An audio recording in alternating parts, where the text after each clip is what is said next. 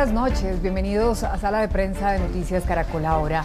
Las dos derrotas de Colombia en las eliminatorias, primero ante Perú en Barranquilla y anoche ante Argentina como visitante, despertaron entre millones de colombianos sentimientos de tristeza, rabia, frustración y pesimismo. Y es que cada vez es más lejana la posibilidad de que nuestra selección clasifique al Mundial de Qatar. Y en el centro del huracán está, como es de esperarse, el técnico de la selección, Reinaldo Rueda, que así reaccionó luego de la derrota ante los argentinos. Reinaldo Rueda no ocultó el descontento, 7 juegos sin ganar, igual número sin anotar gol, y el tiquete a Qatar, dependiendo de milagros, lo hicieron cuestionarse. Nunca nos había tocado en toda esta clasificatoria perder 2 juegos, y naturalmente que en la tabla de puntuación también se pierde un puntaje importante que se había acumulado durante el año pasado, y eso pues tiene el grupo muy golpeado. Y bueno, ahora nos toca asumir la responsabilidad y reaccionar en esta última jornada que queda. Ahora Rueda no pierde la fe aunque el fútbol no aparezca, aunque los resultados adversos tengan a Colombia en la 7ª casilla y solo con posibilidad remota de repechaje. Seguro que se alejó, pero no estamos todavía muertos, como se dice, ¿no? Y indudablemente que es remoto, se tienen que dar otro tipo de resultados, no nos podemos autoengañar. Los próximos retos: Bolivia en Barranquilla, Venezuela fuera de casa, el último paso a dar para intentar la hazaña. A veces se ha logrado clasificar en el último segundo de la última jornada, a veces por un punto, a veces por un gol. Esperemos que podamos cumplir. Ahora es toca rodear a estos muchachos, apoyar este mes de trabajo y que ojalá sumemos los 6 puntos que nos podrían tener en la posibilidad cercana de aspirar a clasificar. En marzo, la última oportunidad, aunque con 17 puntos, Colombia tendrá que ganar los 2 partidos y esperar resultados de Uruguay, Perú y Chile. Y claro, también son objeto de fuertes críticas de los hinchas, los jugadores del equipo nacional, quienes son señalados de un bajo nivel y de no luchar lo suficiente para evitar este mal momento que sacude a la selección. Así hablaron Falcao García y el arquero Camilo Vargas, quien salvó varias veces el arco colombiano ante el equipo gaucho. Escuchemos.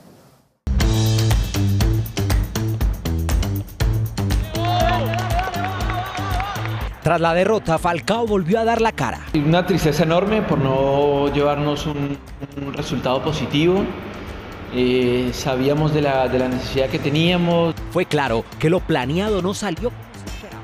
El entrenador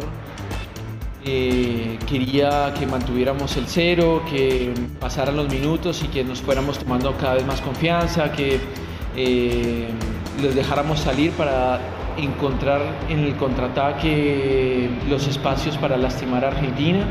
Creo que al principio nos costó bastante, pero luego cuando pasaron los minutos, creo que Colombia fue acercándose al arco rival. Desafortunadamente después ellos hacen el gol y bueno, ya el partido fue más difícil para nosotros. La mejoría que tuvo Colombia en el segundo tiempo no fue suficiente. Intentamos, arriesgamos, intentamos filtrar balones más punzantes en el último cuarto, pero bueno, no alcanzó para conseguir el resultado. A pesar de las derrotas en la doble fecha, aún Colombia tiene una mínima posibilidad de llegar a Qatar. Vamos a pelear, si hay un % de probabilidad lo vamos a pelear. Quedan 2 fechas y mucho orgullo por demostrar en la selección Colombia. Pero, ¿cómo llegamos a esta situación? ¿Qué le pasó y qué le pasa a la selección? ¿Debemos guardar aún esperanzas? Vamos a responder estas y otras preguntas. Y por eso hemos invitado a Germán Arango, periodista deportivo, cronista, académico y presentador de Noticiero CMI. Germán, bienvenido a Sala de Prensa. Gracias por estar con nosotros. Muchas gracias a ustedes y gracias por la invitación. Bueno, Germán, ¿cómo vio a Colombia en esta fecha de las eliminatorias ante Perú y ante Argentina? Cuéntenos su punto de vista.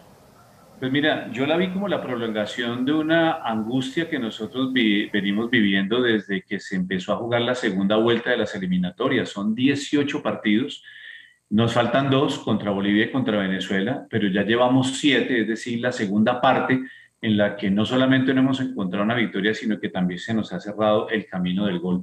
Más allá de lo que pudo haber dejado en las sensaciones y en la tristeza de los colombianos esta doble jornada de derrotas ante Perú y Argentina, yo veo es la confirmación de una crisis que no puede analizarse únicamente desde la cancha. Aquí hay factores más fuertes, más importantes y más trascendentales, a mi parecer, a los cuales hay que ponerles mucha atención y mucho cuidado. Eso último que dijo Falcao en la rueda de prensa, de alguna manera es lo que nosotros en el fútbol llamamos romper los códigos. Cuando dice el entrenador dio una orden que fue salir a esperar y a tratar de contragolpear, eso se asume como que los jugadores no estaban de acuerdo con lo que Reinaldo Rueda quería como planteamiento y eso se nota en la cancha. Me preocupa que está roto con el mensaje que manda Falcao García, la relación entre Reinaldo Rueda y los referentes de la selección, y pueden haber otras grietas difíciles en la organización, que por supuesto también pasa por el campo de lo directivo, porque no nos podemos olvidar de que por supuesto los jugadores son los que juegan y a ellos son los primeros a los que acusamos, después al técnico, pero detrás de esto hay una organización que merece con urgencia una revisión y una reestructuración, porque yo sabes que tengo como un déjà vu con lo que pasó en los años 90, con un equipo de grandes promesas del fútbol colombiano. Regresamos a un mundial después de 28 años, fuimos a Italia 90, fuimos hasta octavos de final, cuando infortunadamente perdimos con Camerún. Después en el 94 teníamos un Dream Team que fue destrozado internamente por factores externos al fútbol, y ya en el 98 logramos con un cabezazo de Wilmer Cabrera, una angustiosa clasificación con Venezuela. Probablemente nos pase lo mismo porque nos volveremos a enfrentar con Venezuela en la última fecha, pero fuimos a Francia a ese mundial prácticamente ya sin alma. Yo ya veo que este equipo no tiene alma y es necesario que haya una reestructuración, o volveremos a tener un vacío tan grande como los tuvimos entre el 98 en Francia y el 2014, que fue cuando regresamos a un mundial en Brasil. Muy lamentable. Y con eso que usted nos está explicando, Germán, a propósito de lo que citaba de Falcao, la declaración de Falcao, en un caso de estos, ¿hay que obedecer o cómo lo entendemos? ¿O cómo lo entendemos quienes no estamos tan expertos, somos tan expertos en el tema de fútbol? Explíqueme ahí, ¿qué hace uno? No, es una gran pregunta, pero yo creo que aquí vale un viejo adagio que dice que el jefe manda aunque mande mal, ¿no?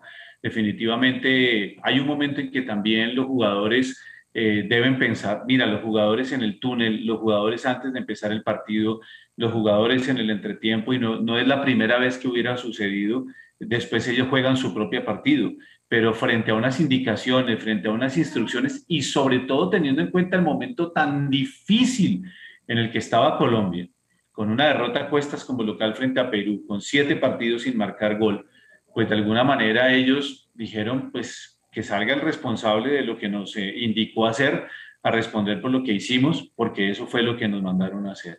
Entonces, por eso te digo, es difícil, es triste, es lamentable, porque talento hay, porque jugadores hay, pero infortunadamente las individualidades no están redundando en lo colectivo, no están redundando en el rendimiento del equipo. Aún a mucha gente, y con toda la razón, le dicen: ¿cómo es que Cuadrado figura en Juventus? ¿Cómo es que Luis Díaz es la nueva figura de Liverpool? ¿Cómo es que Zapata y Muriel, que esta vez pues, no fueron convocados, obviamente, son goleadores en Atalanta, pero tampoco la meten en la selección? Y es difícil responder a eso, porque es que ellos en sus equipos tienen otras formas, otras maneras de trabajar. Aquí están replegados a un técnico que sobre todo prioriza no recibir gol y a partir de ahí buscar las maneras de encontrar el gol. Pero al parecer eso no ha funcionado. Claro, a Cuadrado lo vemos jugando en una posición muy diferente fuera del país, y cuando llega a la selección parece como que no lo aprovecharan al máximo en lo que pues cree que es bueno, como ocurre en el exterior. Germán, pero me quiero detener en eso que estás hablando de la reestructuración. ¿Qué es lo que crees tú que debería cambiar? ¿Cuáles son esas decisiones que deberían reestructurarse? Aquí hay una enorme división y lo único tal vez que tiene lógica es cómo se llaman esas divisiones, porque hay un organismo que se llama la División Mayor del Fútbol Colombiano y hay otra que se llama la División del Fútbol Aficionado, y no podrían llamarse de mejor manera porque están completamente divididos. Aquí internamente hay una lucha de poder entre esos dos organismos, el fútbol profesional y el fútbol aficionado, que cuando se aglutinan y se unen, nombran miembros de lo que se llama el comité ejecutivo, que son designados, unos representan el fútbol profesional, otros representan al fútbol aficionado. Esa para mí es una estructura totalmente arcaica, anacrónica, disfuncional, que lo que hace es provocar una lucha de poderes interno entre las decisiones del fútbol aficionado, si respaldan las decisiones del fútbol profesional, porque alcanzan a veces a tener mayoría en el comité ejecutivo. Si el fútbol profesional pone el presidente de la federación, entonces los dirigentes profesionales buscan mayores réditos y mejores resultados desde el punto de vista económico, administrativo, hasta político, hay que decirlo. Para mí eso se tiene que acabar. Para mí la federación tiene que ser un solo ente, como en la mayoría de los países del mundo, que aglutine todo el fútbol y que permita tener un verdadero plan de desarrollo. El plan de desarrollo no existe. Ahorita nosotros estamos metidos y con el dolor a cuestas de lo que pasa con la selección de mayores, pero mira, yo te digo, ¿qué pasa con la selección sub-20? ¿Qué pasa con la selección sub-17? ¿Qué pasa con la selección sub-15? Del año 2015 hasta hoy, que yo recuerdo, únicamente ganamos una medalla de oro en unos Juegos Bolivarianos, una medalla de oro en unos Juegos Centroamericanos y del Caribe, y la medalla de oro femenina en los Juegos Panamericanos en una final contra Argentina, a cuya premiación ni siquiera el presidente de la Federación de Fútbol de Colombia, que estaba en la tribuna, se dignó en bajar a entregarle las medallas a las jugadoras. Entonces, me parece que hace falta una enorme reestructuración a nivel administrativo y dirigencial. También eso tiene que obligar a una capacitación de nuestros entrenadores, de nuestros técnicos. Por supuesto, yo no olvido que Reinaldo Rueda se formó en Alemania, tuvo algunos cursos en Inglaterra, tenemos entrenadores en el medio local como Juan Carlos Osorio que se hicieron en el fútbol de Inglaterra, pero 3, 4 o 5 técnicos no marcan la excepción, sino por el contrario, confirman la regla. Tenemos entrenadores muy desactualizados, unos directivos que piensan cuando tienen una joven promesa de 16 o 17 años en venderla al fútbol del exterior. Y nuestra liga colombiana este año, a mi modo de ver, se ha llenado de lo que yo llamo repatriados, es decir, jugadores veteranos de más de 30 años o de más de 28 años que han regresado al fútbol colombiano provenientes del exterior, la mayoría de ellos fracasando. Por ejemplo, Miguel Ángel Borja viene de fracasar en un equipo como Gremio, que además perdió la categoría en Brasil y él no respondió. Entonces, eso nos hace ver la cantidad de problemas que está teniendo el fútbol colombiano a nivel estructural, a nivel administrativo y, por supuesto, a nivel competitivo. Si no hacemos una reestructuración de todo eso, pues nos quedaremos con el partido, nos quedaremos que con James no corre, con que Cuadrado hace una de más, con que a Borja se le cierra el arco, pero me parece que se nos cierra a nosotros la capacidad de análisis y nos quedamos únicamente con lo que pasa en la cancha. Germán, ¿cómo puede un equipo llegar a los 7 partidos, 646 minutos, sin hacer un gol? Pues la respuesta es la más absurda y la más inservible del mundo, y son las rachas. Cuando en el deporte viene una racha, y esto no solamente pasa en el fútbol, se pone todo de para arriba, se pone todo más difícil, te pegan el palo, te pegan el lomo de un compañero, como le pasó, por ejemplo, a James contra Perú, que creyó tener el arco libre y fue a rematar y le pegó a Falcao. Es una racha que no se puede explicar, es una racha que no se puede definir, pero es producto de esa ansiedad, de esa intranquilidad. Hay muchas cosas que estoy seguro están pasando dentro de la concentración, dentro del camerino, de las cuales nosotros no nos enteramos. Hay mucha presión y entre más presión se ejerce en el juego, menos claridad mental y menos tranquilidad se tiene. Recuerdo que Santos Borré, antes de la rueda de prensa, antes del partido contra Perú, en la rueda de prensa, hablaba de estar haciendo un trabajo de carácter mental y de un carácter psicológico. Pues por lo visto eso no fue suficiente.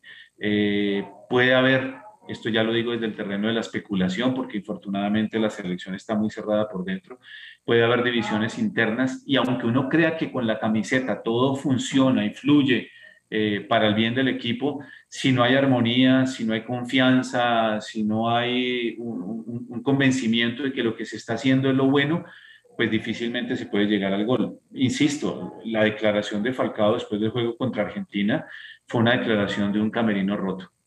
Un camerino. Pues a propósito de esa presión, de eso que puede estar pasando al interior del equipo, de lo que dijo Falcao, ¿Rueda no pudo encontrar el camino con este equipo? Seguramente hará su mayor esfuerzo, seguramente tendrá una charla muy directa. Ahora, Rueda tampoco de pronto puede olvidar, porque él es un gran ser humano, como ser humano es una persona llena de valores y de virtudes.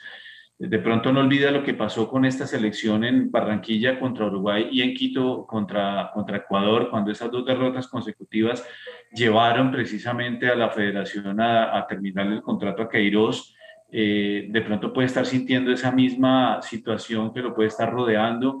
Si un técnico no tiene confianza plena y total en sus jugadores, es difícil. Ahora, Rueda es el que convoca.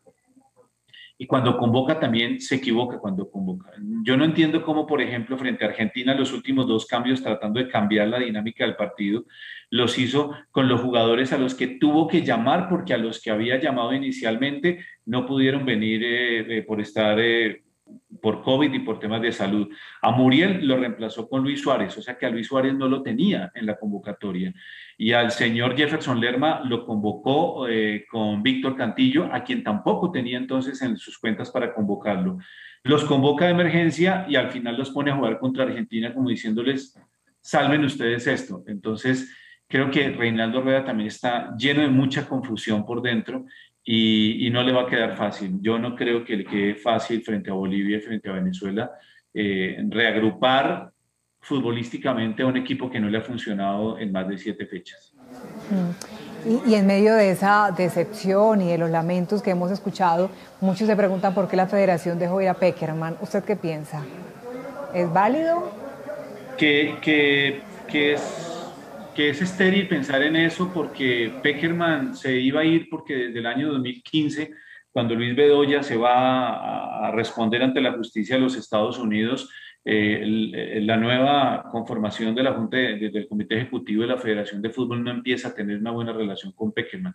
Ya había un contrato firmado para el Mundial de Rusia y ese contrato había que cumplirlo so pena de unas cláusulas de incumplimiento millonarias, pero no había feeling entre la federación y Pekerman.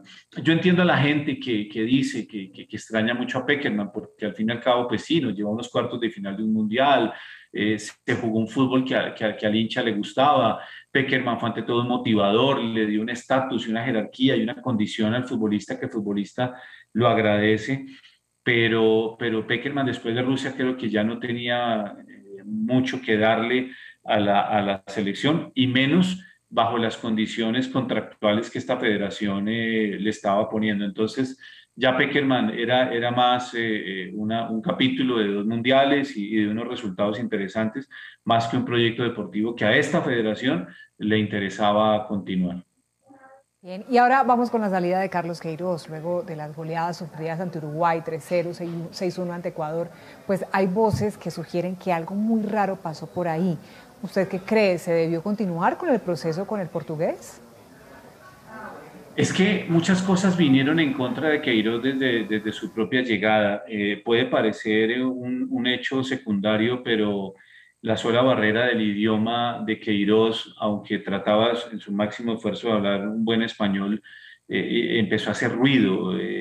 Cuando empezó a poner jugadores en posiciones que no eran sus posiciones naturales, cuando quiso jugar un aparente 4-3-3, estoy hablando de 4 defensas, 3 volantes y 3 atacantes, pero uno se daba cuenta que en la cancha retrocedía a los jugadores que estaban por las bandas y hacía un 4-5-1, un fútbol muy físico, un fútbol muy vertical, un fútbol con mucha intensidad pero sin claridad.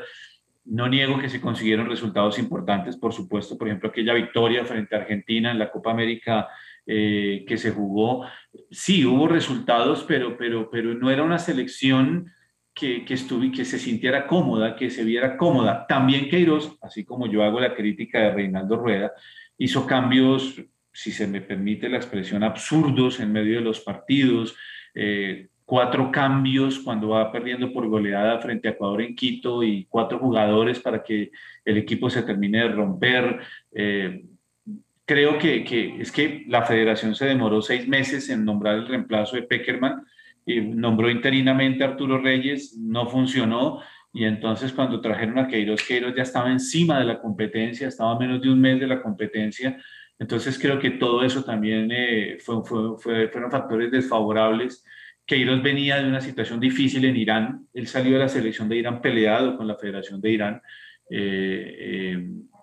salió mal, luego el contrato de Colombia pues le vino bien porque pues, encontró trabajo. Entonces creo que las condiciones con las que llegó Queiroz a Colombia no eran tampoco las más favorables para iniciar un proyecto. Germán, y luego llega Rueda. ¿Era el indicado cuando dirigía a otra selección suramericana como Chile?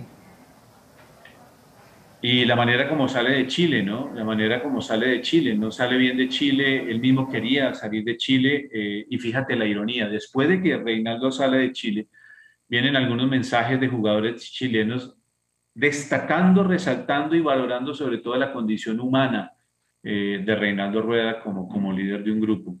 Pero Reinaldo Rueda llega también en un momento complicado, porque es que la manera como llega, o sea, cuando supongamos que ahora la federación decidiera sacar a Rueda y traer a un técnico, al que sea, ¿tú crees que va a llegar tranquilo a tratar de rescatar una eliminatoria que está más perdida que viable? Que en los números es posible, pero en el fútbol no. Entonces Reinaldo Rueda también llegó a apagar un incendio. Fue, de alguna manera, decisión también de ese sector del fútbol aficionado que quería volver a las raíces de un técnico colombiano, etcétera, Hubo división al interior del comité ejecutivo y entonces Reinaldo Rueda llegó, insisto, no llegó en las condiciones más favorables para asumir el encargo de coger una selección que estaba en crisis.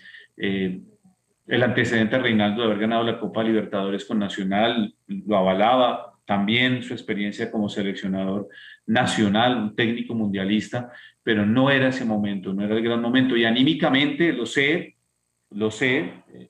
Reinaldo salió de Chile muy afectado emocionalmente, él necesitaba tal vez un tiempo de tranquilidad, de recomponer su propia paz interior y cogió Colombia. Entonces, no era fácil el momento y creo que no solo para Reinaldo, sino para cualquiera que hubiera llegado a asumir la dirección técnica de la selección. Germán, hay casos que también nos ponen a pensar, como por ejemplo el de Uruguay, que en medio de una crisis cambió de técnico y hoy en día está clasificado, si no estoy mal, creo que sí las cuentas van bien. Sí. ¿Eso también debimos haberlo hecho nosotros? ¿Nos faltó tal vez reaccionar a tiempo o qué cree usted? Pues creímos haber reaccionado a tiempo precisamente con la llegada de Reinaldo Rueda. Al comienzo estuvo bien, pero lo que tú misma te cuestionabas y me preguntabas en un momento, ¿es lógico 7 partidos sin marcar un gol? No es lógico. Una selección como la uruguaya en un par de partidos recompone, mientras que la selección colombiana en un par de partidos termina de hundirse. Entonces, en esto yo me atrevería a decir que cada caso de un equipo es diferente. Y lo digo por lo que pasó. Mira, casi simultáneamente, Colombia nombra de manera interina a Arturo Reyes y Argentina nombra de manera interina a Lionel Scaloni. A Lionel Scaloni también lo nombraron para asumir temporalmente la selección argentina. No solamente se quedó, sino que lleva 29 fechas invicto. Es el segundo mejor equipo de Sudamérica. Encontraron con Lionel Scaloni una manera de jugar. Entonces, pues lo que le pase a los vecinos puede ser para bien o para mal. A César Farías lo nombraron en Bolivia, fracasó, ayer ya renunció. Entonces son circunstancias complicadas. Yo insisto, si el ambiente a nivel directivo, si el ambiente a nivel logístico, si el ambiente a nivel administrativo, no nos podemos olvidar de lo que pasó con la Federación Colombiana de Fútbol y el tema de la reventa de las boletas, la sanción. No creas, el futbolista no es tan tonto. Hoy en día el futbolista sabe perfectamente qué pasa alrededor y no es solamente una persona que está llamada a patear balones. Entonces creo que alrededor de Colombia han pasado muchas cosas extrafutbolísticas que han terminado de hacer complejo este proceso. Muchas cosas y bueno, muchas reflexiones nos vamos quedando en este diálogo. Germán, ¿estamos eliminados? ¿Cómo ve las cosas? Hoy sí. Ahora, Los rivales que están encima de nosotros no solamente van a tener partidos muy difíciles, sino que se van a enfrentar también entre ellos. Nos queda un poco más de un mes para ver si la federación confirma, Reinaldo, qué tipo de convocatoria irá a hacer Reinaldo. Si va a volver a llamar a los mismos referentes de la Selección Colombia, que uno diría, si ustedes mismos nos llevaron a este abismo, sáquenos de este abismo, o si puede dar un revolcón y hacer un trabajo de pronto con jugadores de la liga. Y cuando digo de la liga, inmediatamente se me viene a la mente el trabajo que ha hecho Gustavo Alfaro en la selección de Ecuador. Cuando llegó a Ecuador, perdió su primer partido contra Argentina, muchos también le decían versero, comentarista, charlatán, y hoy en día Ecuador es la sensación de la eliminatoria después de Brasil y de Argentina. ¿Pero por qué? Porque sencillamente hay una estructura que lo respalda. Aquí es difícil. Yo la verdad veo muy difícil que en la cancha tengamos ante Bolivia y ante Venezuela, la Venezuela de Pekerman en la última fecha, una expresión futbolística muy diferente a la que hemos venido teniendo en estos últimos 7 partidos. Ahora, vamos a suponer que ocurre un milagro y clasificamos. ¿Vale la pena con este rendimiento tan bajo de la selección? Uy, qué pregunta tan interesante. ¿Vale la pena ir a un mundial y jugar un mundial? Yo diría que sí. Sí, en cualquier momento yo firmaría. Es preferible ir a un mundial que no ir a un mundial. Lo que pasa es que Colombia ya ha logrado ciertos escalones en la historia de sus 6 mundiales. Colombia, cuando regresa al mundial después de 28 años en Italia 90 y logra pasar de la primera fase, mira, nosotros festejamos más tal vez el empate contra Alemania que la victoria sobre Emiratos Árabes, porque íbamos escalando en nuestra historia. En 2014, con las filias o las fobias que haya sobre Pekerman, alcanzamos los cuartos de final, perdimos en un partido muy complicado frente a Brasil. Sí, después la goleó Alemania, eso es cierto. Pero pensar ahora en volver a un mundial, vuelvo y te digo, es vivir lo que yo ya viví en el 98, cuando esa selección Colombia fue al mundial a jugar con Rumania, con Túnez y con Inglaterra, sabiendo que no iba a pasar de la primera fase. Entonces, es triste. Yo sí preferiría ver a Colombia en un mundial. Por supuesto que lo preferiría. Pero me dolería que fuera una selección que llegara con problemas internos, con divisiones, con generaciones de jugadores ya cuestionados, a tratar de despedirse de una manera decorosa de una generación y después caer en un abismo como lo que pasó entre el 98 y el 2014, pues sería triste. Pero sí, yo prefiero estar en un mundial a no estarlo. No, coincidimos en ese deseo. Pues Germán, muchísimas gracias por tu tiempo, por acompañarnos esta noche para analizar y reflexionar un poco lo que está pasando con la Selección Colombia. Gracias. No, por favor, a ustedes muchísimas gracias. Y bueno, a seguir apoyando el fútbol, pero a seguir criticando lo que no está bien en el fútbol. Sí, señor. Muchas gracias.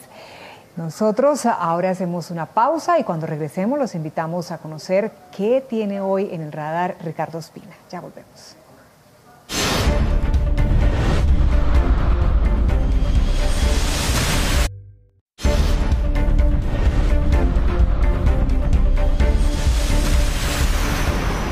Seguimos en Sala de Prensa de Noticias Caracol. Ahora es momento de conocer qué tiene esta noche Ricardo Ospina en su radar. Ricardo.